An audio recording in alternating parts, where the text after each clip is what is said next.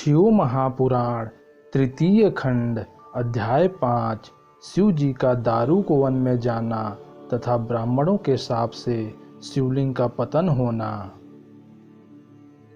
ब्रह्मा जी ने कहा, हे नारद, जिस दिन से सती ने अपने शरीर को त्यागा था उसी दिन से भगवान सदाशिव अवधूत स्वरूप धारण कर साधारण मनुष्यों के समान पत्नी वियोग से दुखी हो संसार में सब ओर भ्रमण करते रहे। वे परमहंस योगियों के समान नग्न शरीर, सर्वांग में भस्म मले हुए, मस्तक पर जटाजूट धारण किए, गले में मुंडों की माला पहने हुए भ्रमण करते रहे। कुछ समय तक इस प्रकार भ्रमण करने के उपरांत वे एक पर्वत की कंदरा में जा बैठे और घोर तप करने लगे। अकेले रह जाने पर उन्होंने अनेकों प्रकार के कष्ट उठाए।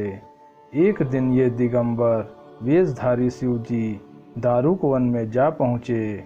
वहाँ उन्हें नग्नावस्था में देखकर मुनियों की स्त्री उनके सुंदर स्वरूप पर मोहित हो काम के आवेश में उनसे लिपट गईं। यह देखकर सब मुनियों ने शिव जी को शाप दिया। उस शाप के कारण शिव जी का लिंग उनके शरीर से पृथक होकर पृथ्वी पर गिर पड़ा और उस समय तीनों लोकों में भारी हाहाकार मच उठा। इस कथा को सुनकर नारद जी ने ब्रह्मा जी से कहा, हे पिता, मैं चाहता हूँ कि आप शिव जी के चरित्र का विस्तार पूर्वक वर्णन करें। ब्रह्मा जी बोले, अच्छा सुनो। जिस समय शिव जी दिगंबर वेश में वन में भ्रमण कर रहे थे उस समय ऋषि मुनि तो कहीं अन्यत्र गए हुए थे, केवल उनकी स्त्रियां ही घरों में थीं। उस कठिन अवस्था में भी शिव जी का स्वरूप इतना सुंदर था कि उसे देखते ही सब ऋषि पत्नियां उनके ऊपर मोहित हो काम के वशीभूत हो गईं। वे आपस में एक दूसरे को संबोधित करते हुए यूं बोलीं, हे सखी, उस स्त्री को बड़ी भाग्यवान समझना चाहिए जो इनके शरीर से लिपटें। इस प्रकार कहकर वे सब स्त्रियां काम के वशीभूत हों हंसती मुस्कुराती हुई शिव जी से जाकर लिपट गईं। उसी समय उनके पति भी लौटकर वहां आ पहुँचे। जब उन्होंने यह दृश्य देखा तो वे अत्यंत क्रोध में भरकर शिव जी से कहे, अरे मूर्ख, नारकी, अधर्मी, पापी, अनाचारी, तू यह कैसा पाप कर रहा है?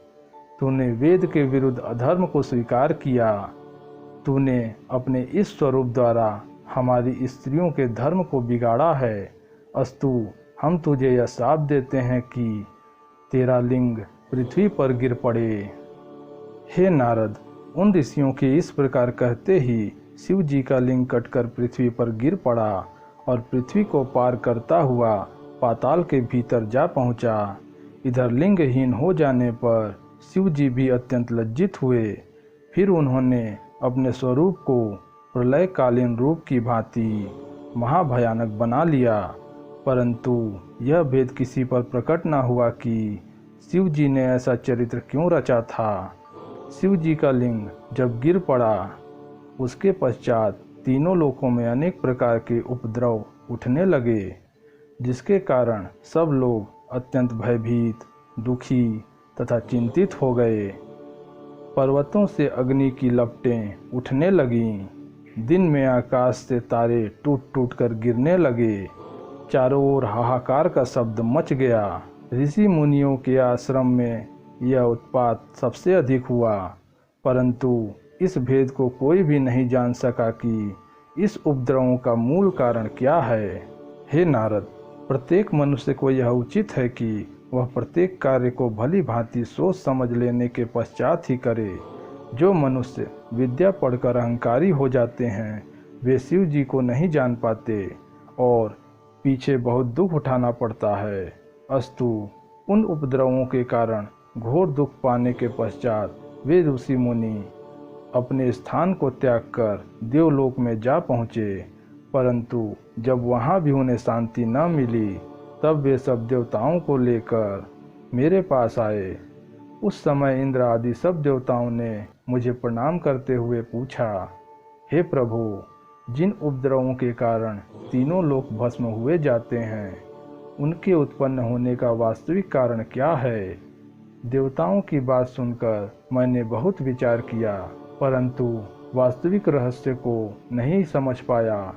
तब मैं उन सबको साथ लेकर विष्णु लोक में जा पहुंचा।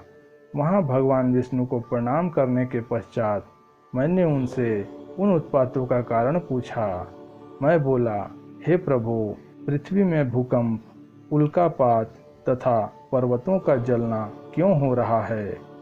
आप कृपा पूर्वक इसका कारण बताइए तथा जैसे हो इन उपद्रवों को शांत कर दीजिए, जिससे तीनों लोग इस घोर दुख से मुक्ति प्राप्त कर सके। 5वां अध्याय समाप्त हुआ।